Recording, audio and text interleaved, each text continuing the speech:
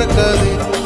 நேற்று நடந்த காயத்தை எழுதி நியாயத்தை விடலாமா?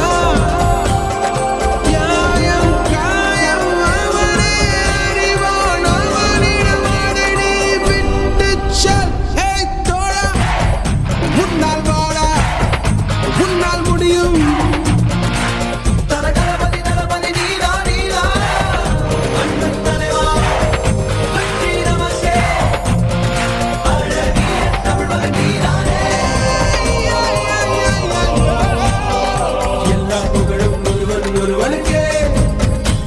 நீ நதி போல ஓடிக்கொண்டீரு எந்த